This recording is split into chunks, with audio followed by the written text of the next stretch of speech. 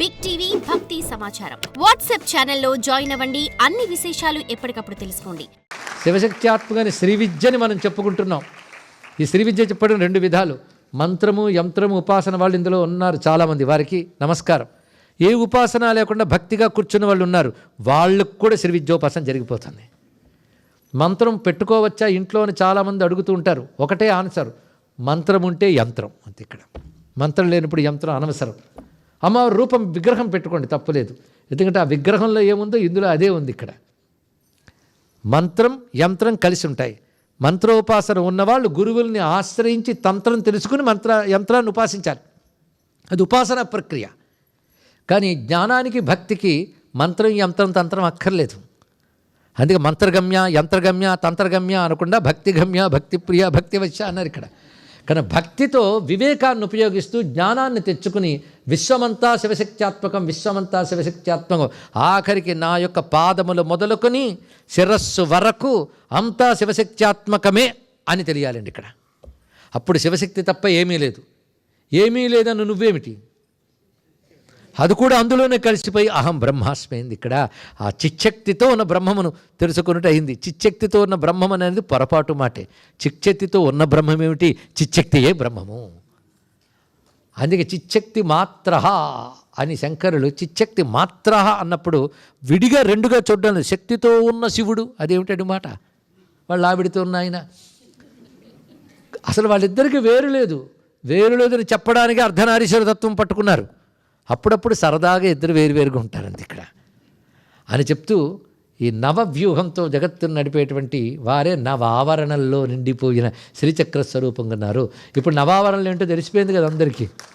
ఇంకేమో నవావరణ, దీనికి ఏ యంత్రం గీయాలి, ఏ బొమ్మ గీయాలి? భక్తి ఉండి శివశక్తులు తప్ప మరొకట్లేదనే భావం కలిగితే ఇంకేం కావాలండి?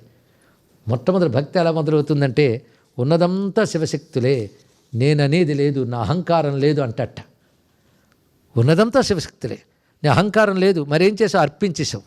అర్పించక ఏమైంది? నది సముద్రంలో కలిస్తే ఏమైంది? సముద్రం ఏంది? కట్టి నిప్పులో కలిస్తే ఏమైంది? ఎంతమంది చెప్తున్నారు ఏంటండి? నేను కట్టి నిప్పులో కలిస్తే ఏమైందని అడిగాను, అంతేగాని పురాణంలో ఉపనిషత్తులో శ్లోకం ఏంటని అడగలే. కట్టి నిప్పులో కలిస్తే ఏమైంది? నిప్పు అయ్యింది. నది సముద్రంలో కలిస్తే నది అయ్యింది. కనుక అహాన్ని శివశక్తికి అర్పిస్తే భక్తి, శివుడిలో ఐక్యం చేస్తే ముక్తి. మరొకట్లేదు ఇక్కడ. అర్పిస్తే కానీ ఐక్యం లేదు. కట్టె నిప్పులో అర్పించడం భక్తి, నిప్పులో నిప్పైపోవడం ముక్తి, అంతే ఇక్కడ. అందుకే ఆ శివశక్తిపై భక్తి కలిగి శివశక్తి ఐక్య సిద్ధి మనం పొందగలిగితే శివశక్తి ఐక్య రూపిణి అని లలితాంబికని మనం దర్శించగలం. ఆ దర్శనం ఇప్పటి వరకు మనకు జరిగింది. శివశక్తి సందర్శనమైంది. మన కొణత్కాంచి దావాని ఒక్కసారి మెరుపు మెరిసినట్లు వచ్చిన తల్లి నిన్న తన ఖాళీ రూపం చూపించి టైం రాని నేను వస్తానంది. ఆ కాలం వచ్చింది. ఇవాళ తన కూర్చున్నటువంటి ఆ స్వరూపాన్ని మొత్తం ప్రదర్శింపజేసింది. అందులో శివుడు ఉన్నాడని మనకు తెలిసిపోయింది. కానీ కామాక్షి రూపంలోనే శివుడు ఉన్నాడు, వేరే చూడక్కర్లేదయ్యా అని చెప్పారు. శివశక్తి ఐక్య రూపిణి లలితాంబిక, ఆవిడే కామాక్షి కామదాయిని ఆ తల్లి. అటువంటి మనలో ఉన్న పంచతన్మాత్రల్ని, మనస్సుని, రాగద్వేషాలని పట్టి ఆడిస్తున్న అహం రూపమైన చిక్శక్తిని అహమనే నేను భావిస్తున్నాను. అని అహమిత్యేవ విభావయే భవానీ, అహమితి ఏవ విభావయే, అహమని మాత్రమే నేను భావిస్తున్నానది అహం బ్రహ్మాస్మి లాంటి మహావాక్యం అండి. మామూలుగా ఫస్ట్ లెవెల్ ట్రాన్స్లేషన్ ఎలా ఉంటుందంటే, నేను ఈ రూపాన్ని ఇలాగే భావిస్తున్నాను ఉంటుంది. తర్వాత అహమని నేను భావిస్తున్నాను, తెలుసుకుంటున్నాను అని చెప్తున్నారు. అది కూడా పంచకృత్యముల యందు ఒకరు శేషి ఒకరు శేష అవుతూ ఏ విధంగా నిర్వహిస్తారు అని చెప్తూ, ఇది కృత్య సామ్యం అంటారు. అదేవిధంగా మరొక సామ్యం నామసామ్యం, రెండవది రూపసామ్యం, తర్వాత అధిష్టాన సామ్యం చెప్పుకున్నాం. ఈ విధంగా నామసామ్య, రూపసామ్య, కృత్యసామ్య, అధిష్టాన సామ్యములు 4 సామ్యములు. ఈ 4 సామ్యములు యందు వారు ఒకే స్థితిలో ఉంటారు కానీ అవస్థా సామ్యం అని ఒకటి చెప్పబడింది. అంటే ఒకరు ఒక అవస్థలో ఉంటే ఇంకొకరు ఇంకొక అవస్థలో ఉండకుండా ఇద్దరు ఒకే స్థితిలో ఉండడాన్ని అవస్థా సామ్యము అని అంటారు. ఈ అవస్థా సామ్యము 4 కనబడుతూ ఉంటుంది కనుక అవస్థా సామ్యాన్ని ప్రత్యేకంగా మరి చెప్పనక్కర్లేకుండా 4 అంతర్లీనం చేయవలసినది. నిన్న మనం అధిష్టాన సామ్యం గురించి చెప్తున్నాం. నామసామ్యం గుర్తున్నది కదా, ఉభయులకి కూడా నామములొక్కటే మొత్తం కూడా. ఆ మాటకు వస్తే శివ, శంభు ఈ నామములకు స్త్రీలింగ శబ్దములన్నీ అమ్మవారి చెప్పుకున్నాం. అంతేకాదు నారాయణ, ఇంద్ర ఈ శబ్దములు కూడా మనం శివనామముల కిందనే భావన చేయాలి. ఎందుకంటే శివుడు వేరు, నారాయణుడు వేరు కాదు. పుంరూపమైన దేవతలన్నీ శివరూపములు అయితే, స్త్రీ రూప దేవతలన్నీ అమ్మవారి రూపములు. కనుక ఆయన నారాయణుడు అయితే ఆవిడ నారాయణి అయింది, అని ఇంద్రుడైతే ఆవిడ ఐంద్రి అయింది, అని విష్ణువు అయితే ఆయన వైష్ణవి అయింది. ఎందుకంటే శాస్త్ర ప్రకారంగా నారాయణ నామములు శివనామములు రెండులు, అన్నీ ఒకే పరమేశ్వరుని యొక్క నామములు, పరమాత్మ యొక్క నామములే. ఆయన విష్ణువుగా ఉపాసిస్తే విష్ణు భక్తులు, శివునిగా ఉపాసిస్తే శివభక్తులు. ఇది తెలుసుకుంటే నామసామ్యం మనకు అర్థమైంది. రూపసామ్యం అలాగూ చెప్పుకున్నాను. మహాకాలుడైతే వాడు మహాకాళి, దానికి తగ్గట్టు నామసామ్యం ఉంది, రూపసామ్యం కూడా ఆ విధంగానే ఉంటుంది. అలాగని మహాకామేశ్వరి అయితే ఆవిడ మహాకామేశ్వరుడు అయ్యాడు. కానీ ప్రతి నామము ఉభయులతో మనకు కనబడుతూ ఉన్నది. ఆయన పశుపతి అయితే ఈవిడ పశుపతి నామం దొరకకపోయినా పశుపాస విమోచనే అన్న నామం దాని యొక్క స్త్రీలింగ శబ్దమే. ఈ విధంగా నామసామ్య, రూపసామ్య, కృత్య సామ్యములు అయ్యాయి. అధిష్టాన సామ్యాలు నిన్ను మనం చెప్పుకుంటూ శివశక్త్యోశ్చ మేళనం లింగముచ్యతే. శివలింగం అనగానే శివశక్తులు ఉభయులు కలిసే శివలింగముగా చెప్పబడుతున్నది.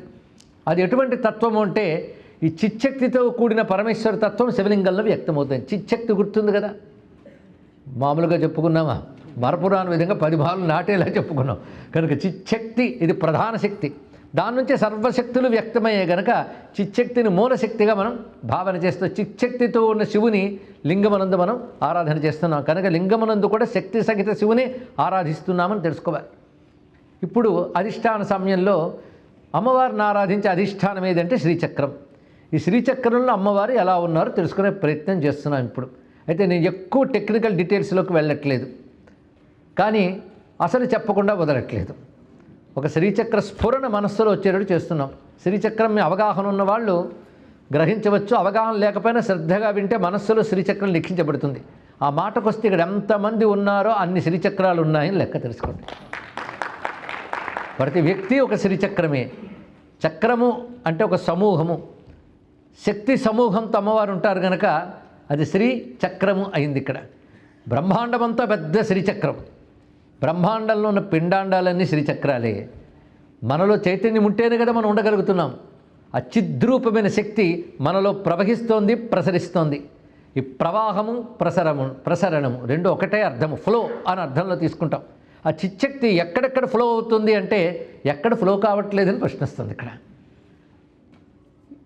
ఇందుగలడందులేడిన సందేహం వలదన్నట్లుగా మొత్తం తిరియగుర్ధం అధశ్చాయి రశ్మయస్తస్య సంతత సంతాపయతి స్వందేహం ఆపాత్తలమస్తక. తిరియకూర్ధ్వం అధశ్చాయి రశ్మయ. రశ్మయ అంటే కిరణాలు అని అర్థం. ఇక్కడ ఆ కిరణాల రూపంలో చైతన్య శరీరం అంతా నాడీ మండలాల్లో అంతా ప్రసరిస్తుంది. అది ఉంటేనే మనం ఉండగలుగుతున్నాం. కానీ ఎప్పుడైనా ప్రశాంతంగా కూర్చుని మనలో ప్రసరిస్తున్న చిచ్చక్తిని ఒక్కసారి గమనించడమే గొప్ప ధ్యానం, అది గొప్ప సాధన. అది నీ శరీరమే శ్రీచక్రం అయ్యా అని శాస్త్రం మనకు చెప్తుంది. కానీ విడిగా యంత్రం పెట్టుకుని చేయాలంటే మాత్రం గురూపదేశం, పద్ధతి ఇవన్నీ ఉండాలి. నువ్వే శ్రీయంత్రం అయి ఉన్నావు కదా, అది పరిశీలించే ప్రయత్నం చేద్దాం. శ్రీచక్రం ఇది ఒక అవగాహన. మధ్యలో బిందువు ఉంటుంది శ్రీచక్రానికి. ఈ బిందువే అత్యంత ప్రధానమైనది. ఆ బిందువు ఎందే చిచ్చక్తి శివుడు కలిసి ఉంటారు. దీనికే బైందవాసన అనే నామం మనం లలితా శాస్త్రంలో చెప్తున్నాం. బిందువు నందు ఆసీనయ్యి ఉన్నటువంటిది ప్రధానమైన శక్తి. అక్కడి నుంచి కిరణాల్లాగా అమ్మవారి నుంచి శక్తులు ప్రసరిస్తూ ఉంటాయి. ఆ కిరణములు ఏవైతే ఉన్నాయో అవి మిగిలిన 8 ఆవరణల్లో ఉంటాయి. 8 ఆవరణలో అనేక మంది దేవతలు ఉంటారు. దేవతలు అంటే అమ్మవారి యొక్క శక్తులు. అమ్మవారు అంటే శివుని యొక్క అవిభాజ్యమైన శక్తి. కానీ శివశక్తి నుంచి ప్రసరించేటటువంటి దేవతా సమూహం అంతా ఆవరణలో కూర్చుంటారు. ఈ ఆవరణ దేవతల పేర్లే మనం ఖడ్గమాల పేరుతో చదువుకుంటూ ఉంటాం. అందులో చెప్పబడుతున్నవి ఈ ఆవరణలో ఉన్న దేవతలే. అయితే ఆవరణలో ఉన్న దేవతలని మన శరీర చక్రాన్ని నిర్వహిస్తుంటారు. ఎక్కడెక్కడ ఏ దేవత ఉంటుందో చెప్పాలి అంటే శ్రీచక్రం మీద పెద్ద ఉపన్యాసం అవసరం అవుతుంది, కానీ నేను దాని జోలికి వెళ్ళడం లేదు ప్రస్తుతం. కానీ శ్రీచక్రం అంటే చిచ్చక్తి మాత్ర శివ. నేను గుర్తుంది కదా, శంకర భగవత్పాదులు కేనోపనిషత్ భాష్యంలో చెప్పిన మాట చిచ్చక్తి మాత్ర అన్నారు. ఇక్కడ మాత్ర అంటే స్వరూపము, చిచ్చక్తి స్వరూపమైన శివుడు. అందుకని చిచ్చక్తితో ఉన్న శివుడు అనకూడదు, చిచ్చక్తి శివుడు అంత అవిభాజ్యంగా ఉంటారు ఇక్కడ. అలాంటి ఆ పరమేశ్వరుడు బిందువునందు ఉంటాట. బిందువు అంటే అత్యంత సూక్ష్మం అని అర్థం. అత్యంత సూక్ష్మమైన బిందువు. ఆ సూక్ష్మమైన బిందువు నుంచి శక్తి ప్రసరిస్తూ క్రమక్రమంగా 8 ఆవరణలో విస్తరించింది. 8 ఆవరణలే విశ్వమంతా, 8 ఆవరణలే మన శరీరం అంతా కూడా. 8 ఆవరణలో ప్రసరిస్తున్నది సూక్ష్మమైనటువంటి చిచ్చక్తితో కూడిన ఆత్మయే. అది బిందు స్థానంలో ఉన్నది. ఆ బిందువు నుంచి ఇదంతా వస్తుంది. బిందువు సూక్ష్మం, శ్రీచక్రం స్థూలంగా కనబడుతుంది, బిందువు అత్యంత సూక్ష్మంగా ఉంటుంది. For more videos like this, subscribe Big TV channel.